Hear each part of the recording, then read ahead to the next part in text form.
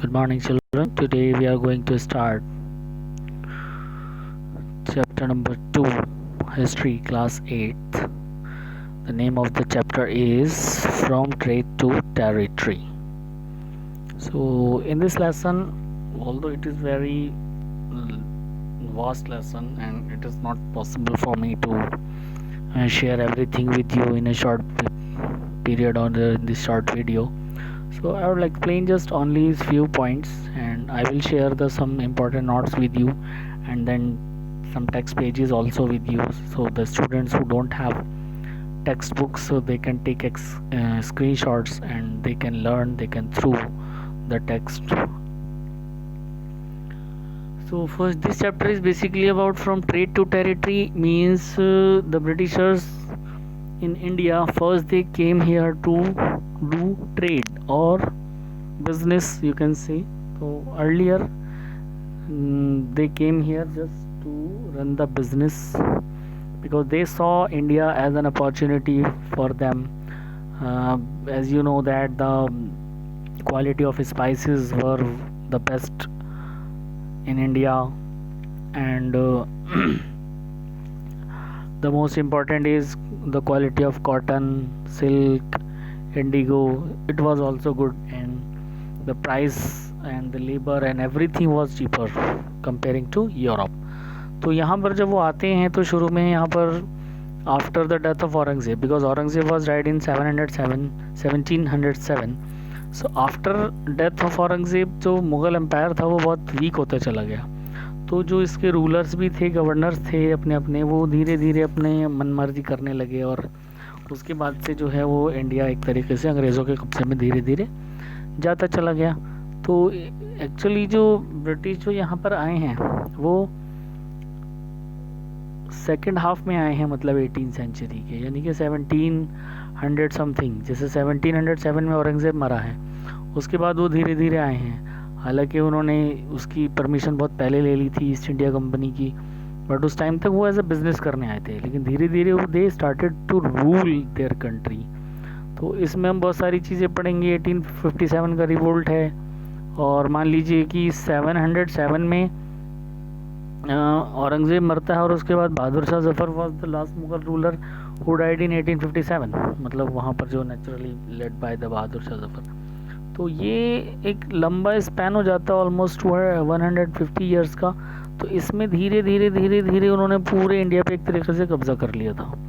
उस वक्त तक उनको ये समझ में आ गया था कि it is very easy to rule in India. So they decided कि हम यहाँ पर सिर्फ अब बिज़नेस नहीं बल्कि रूल करेंगे. तो 1600 में जो है वो ईस्ट इंडिया कंपनी आई थी और उसने एक चार्टर बनवाया था क्वीन एलिजाबेथ से, जो कि एक मोनोपोली था कि और कोई कंपनी वहाँ पर रूल नहीं करेगी.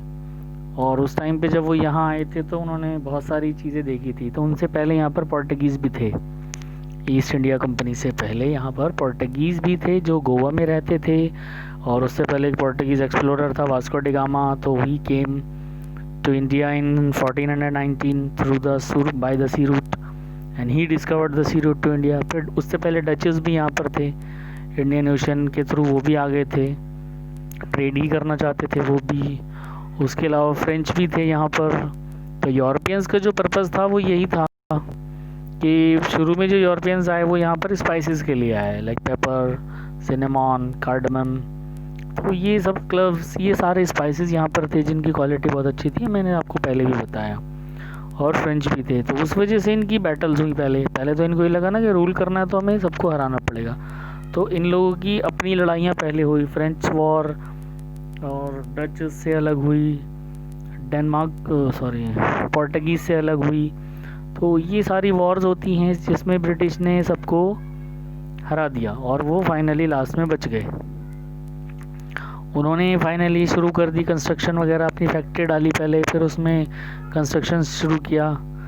और क्योंकि ये परमिशन जो है वो औरंगज़ेब ने ही दी थी 1619 में, कि आप अपना जो है वो एक फरमान उसने जारी किया था जिसमें लिख दिया था कि ठीक है आप ट्रेड कर सकते हैं, ड्यूटी फ्री ट्रेड उसने परमिशन दे दी थी. उसके बाद से हम लोगों को ये नुकसान उठाना पड़ा.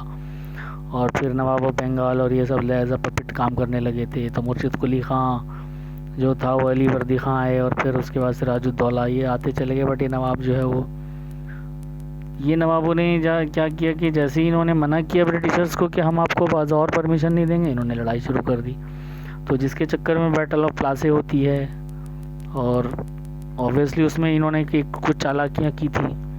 तो उन्होंने क्या करते थे कि दो नवाब हैं, तो पहले एक को अपने साथ मिलाया कि भाई आप हमारा साथ दे दो तो हम तुम्हें रूल करने देंगे, फिर बाद में उसको भी हरा दिया। तो वो कुछ ट्रिक से ये लोग लड़ते थे। डिवाइड एंड रूल की पॉलिसी बहुत पहले ही शुरू हो गई थी, हमें लगता है कि बाद में हुई है। और फिर अली वर्दी खां की डेथ हो जाती है, तो धीरे धीरे देवर एक्सपेंडिंग देयर बिजनेस, देवर मतलब जो भी नवाब सबसे पहले इन्होंने बंगाल पे ही किया। तो बैटल ऑफ प्लासे जो थी वो सबसे पहले लड़ाई थी जो इन्होंने इंडिया पे वो की थी। और फिर ये मीर जाफ़र को अपना वो नवाब बना देते हैं और उसको एज अ पपेट यूज़ करते हैं, बाद में उसको भी थ्रो आउट कर देते हैं। देन मीर कासिम आ जाते हैं। फिर तो जैसे जैसे मतलब ये बढ़ता चला गया, मैं यहाँ पर शेयर कर रहा हूँ तो आप उसको धीरे धीरे पढ़ लीजिएगा, because I have already told you कि I don't have too much time and it is not possible to cover the whole chapter in a single video. So I am sharing all the important pages of the notes with you.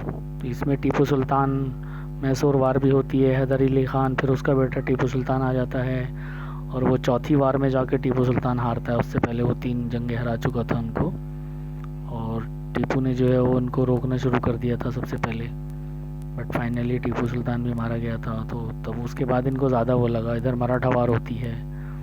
तो ये because it is very vast chapter, so it is not possible to cover.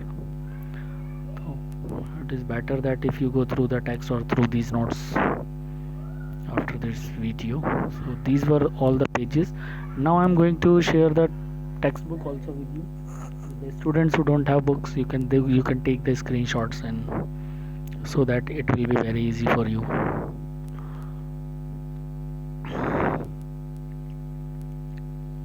because I don't have too much time.